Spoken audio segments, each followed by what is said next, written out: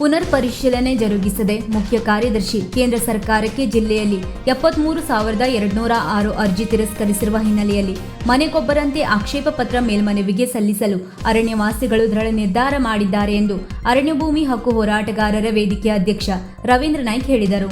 ಅವರು ಹೋರಾಟಗಾರರ ವೇದಿಕೆಯ ಕಾರ್ಯಾಲಯದಲ್ಲಿ ಇಂದು ಅಕ್ಟೋಬರ್ 4ರಂದು ಶಿರಸಿಯಲ್ಲಿ ಜರುಗುವ ಆಕ್ಷೇಪಣಾ ಪತ್ರ ಮೇಲ್ಮನವಿ ಅಭಿಯಾನದ ಮೇಲ್ಮನವಿ ಪ್ರತಿ ಬಿಡುಗಡೆಗೊಳಿಸಿ ಮಾತನಾಡಿ, ಕಾನೂನಾತ್ಮಕ ಹೋರಾಟದ ಹಿನ್ನೆಲೆಯಲ್ಲಿ ಅರಣ್ಯವಾಸಿಗಳು ಕಾನೂನು ಬಾಹಿರ ತಿರಸ್ಕರಿಸಿದ ವರದಿಗೆ ತೀವ್ರ ತರಹದ ವಿರೋಧ ವ್ಯಕ್ತಪಡಿಸಲು ಅರಣ್ಯವಾಸಿಗಳು ನಿರ್ಧರಿಸಿದ್ದಾರೆ.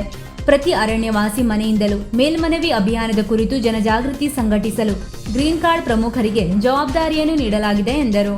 ಸಭೆಯಲ್ಲಿ ಕುಮಟಾ ಅಧ್ಯಕ್ಷ ಮಂಜುನಾಥ್ ಮರಾಠಿ, ಚಂದ್ರಹಾಸ್ ನಾಯ್ಕ್ ಮಂಕಿ, ಇಬ್ರಾಹಿಂ ಗೌಡಳ್ಳಿ, ನೆಹರು ನಾಯ್ಕ್, ಗಣಪತಿ ನಾಯ್ಕ್, ಅಮೋಜ್ ಮಲ್ಲಾಪುರ್, ಎಂಆರ್ ನಾಯ್ಕ್, ರಾಜು ಗೌಡ ಕುಮಟಾ, ಸಂಕೇತ್ ನಾಯ್ಕ್ ಹೊನ್ನಾವರ, ರವಿಚಂದ್ರ, ರಮೇಶ್ ನಾಯ್ಕ್ ಅನಂತವಾಡಿ, ನೂರ್ ಅಹಮದ್ ಕಿರುವತ್ತಿ, ಕುಮಾರ್ ಮಿರಾಶಿ, ಜಯಂತ್, ಉಮೇಶ್, ಮಾರುತಿ ನಾಯ್ಕ್ ಸಿದ್ದಾಪುರ, ತಿಮ್ಮಪ್ಪ ನಾಯ್ಕ್ ಸಿದ್ದಾಪುರ, ವಾಸು, ವೆಂಕಟೇಶ್ ನಾಯ್ಕ್ ಕುಂಚಳ್ಳಿ, ಬಸ್ತ್ಯಾವ್, ಡಿಸೋಜಾ ಅಂಥೋನಿ, ನಾಗರಾಜ್, ಕ್ಯಾಲಿಸ್ ಫರ್ನಾಂಡಿಸ್ ಹಾಗೂ ಭಾಸ್ಕರ್ ಶಿರಳಕೊಪ್ಪ ಸೇರಿದಂತೆ ಮುಂತಾದವರು ಉಪಸ್ಥಿತರಿದ್ದರು.